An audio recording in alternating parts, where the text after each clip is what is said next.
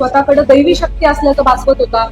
त्यांच्या कुटुंबियांच्या मृत्यूची भीती दाखवून त्यांना बदनामी करण्याची धमकी देऊन त्यांचं लैंगिक शोषण करत होता. नमस्कार. माननीय पोलीस महासंचालक महाराष्ट्र राज्य यांनी अशोक खरात आरोपी असलेल्या गुन्हा रजिस्टर नंबर 73/2026 या गुन्ह्याचा तपास SITच्या मार्फतीने करण्याबाबत आदेशित केलं होतं. त्यानुसार दिनांक 20 मार्च 2026 या तारखेपासून तो गुन्हा आणि त्याशिवायचे 10 गुन्हे असे एकूण 11 गुन्हे SITकडे तपासाला आहे.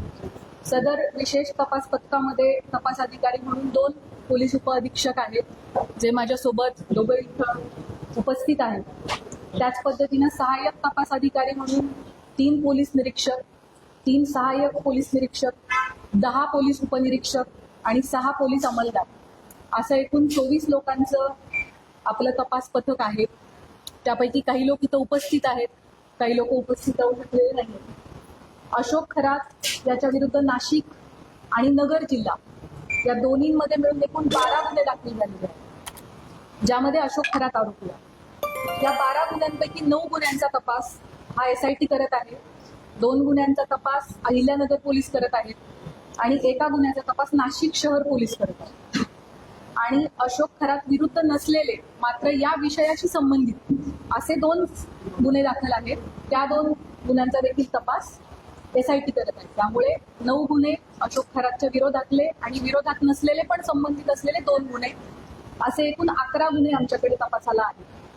गुन्ह्यातील आरोपी विरुद्ध दाखल केलेल्या गुन्ह्यांपैकी आमच्याकडे असलेल्या गुन्ह्यांपैकी 8 गुन्हे हे महिला लैंगिक अत्याचाराचे गुन्हे आहेत आणि उर्वरित 3 गुन्हे हे फसवणूक आणि त्याच्यासोबतच अंधश्रद्धा विरोधी कायदा, विरोधी कायदा, सावकारी अधिनियम 2014 आणि इकॉनॉमिक ऑफेन्सेसची इतर रिलिव्हंट कलम याप्रमाणे दाखल आहेत. महिला लैंगिक अत्याचाराचे सर्वच्या सर्व 8 गुन्हे आणि फसवणुकीचा 1 गुन्हा असे 9 गुन्हे SITकडे तपासाला आहेत. आजपर्यंतच्या तपासादरम्यान 30 पेक्षा अधिक साक्षीदारांकडे आपण विचारपूस केलेली आहे.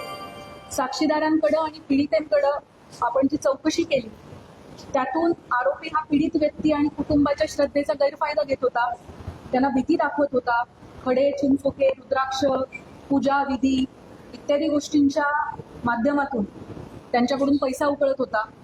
महिलांना स्वतःकडे दैवी शक्ती असल्याचं भासवत होता. त्यांच्या कुटुंबियांच्या मृत्यूची भीती दाखवून त्यांना बदनामी करण्याची धमकी देऊन त्यांचं लैंगिक शोषण करत होता. त्याच पद्धतीनं ईशान्येश्वर मंदिराच्या परिसरात अंधारामध्ये हातचलाखीनं स्वतःकडे दैवी शक्ती असल्याचं भासवून समाजामध्ये सातत्यानं अंधश्रद्धा पसरवण्याचं कामही करत होता, असं आपल्याला निष्पन्न होतं. महिला अत्याचाराच्या संदर्भाने दाखल 8ही गुन्ह्यांमध्ये पीडिता आणि त्यांचे कुटुंबीय हे अतिशय धाडसाने समोर आलेले आहेत आणि त्यांनी फिर्याद दाखल केली आहे. त्याच्यामुळेच आपण आरोपीवरती कायदेशीर कारवाई करू शकत आहोत.